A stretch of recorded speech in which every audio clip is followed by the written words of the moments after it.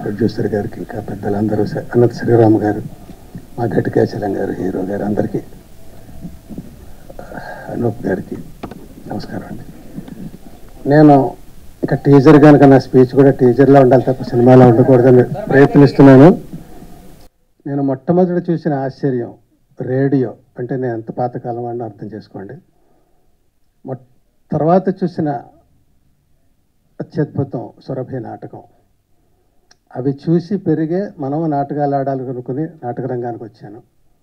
నాటక రంగంలో చాలా కృషి తర్వాత సినిమా రంగానికి వచ్చాను. తర్వాత అక్కడ కృషి తర్వాత షార్ట్ ఫిల్మ్స్ అని చేస్తున్నాను. ఈ షార్ట్ ఫిల్మ్స్లో నేను ఎంచుకున్నది ఏంటంటే, నేను నాటకాలు సినిమా రెండూ తెలుసు కాబట్టి ఆ రెండును మిక్స్ చేసి పావుగంటలో చెప్పాలి, అది టార్గెట్. అలా ఒక 70 సినిమాలు చేశానండి ఇప్పటికీ. ప్రొడ్యూసర్గా, డైరెక్టర్గా, లీడ్ రోల్గా, అట్లాగా. అంటే నాటకం అంటే నాకు ఎంత ఇష్టమో చెప్పడానికి ఇదంతా చెప్తున్నాను.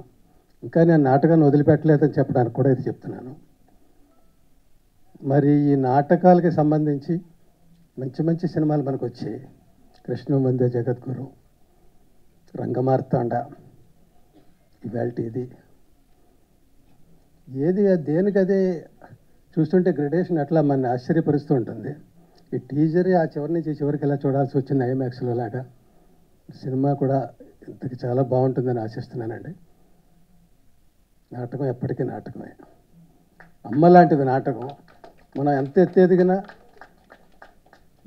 పెద్ద ఉమ్మడి కుటుంబంలో పిల్లలు ఉండొచ్చు, అమెరికా వెళ్ళొచ్చు, కలకత్తా వెళ్ళొచ్చు, యూరప్ వెళ్ళొచ్చు, ఎక్కడికైనా వెళ్ళొచ్చు. కానీ వాళ్ళందరూ కలిసినప్పుడు ఆ ఇంట్లో ఒక పెద్దమ్మ ఉంటుంది, ఒక నాయనమ్మ.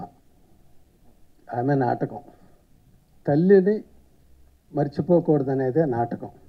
నాటకంలోంచి పుట్టిన అనేక రూపాలే ఇవాల్టి కళారూపాలు. జై నాటకం, జై ఉత్సవం. ఆ తల్లిని గౌరవించినప్పుడే మనకు ఉత్సవం. Thank you.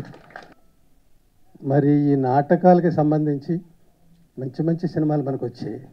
కృష్ణ వందే జగద్గురు, రంగమార్తాండ, ఇవాల్టి ఇది. ఏది దేనికదే చూస్తుంటే గ్రెడేషన్ అట్లా మన ఆశ్చర్యపరుస్తూ ఉంటుంది. ఈ టీజర్ ఆ చివరి నుంచి చివరికి ఎలా చూడాల్సి వచ్చింది ఐమాక్స్లో లాగా. సినిమా కూడా ఇంతకి చాలా బాగుంటుందని ఆశిస్తున్నానండి.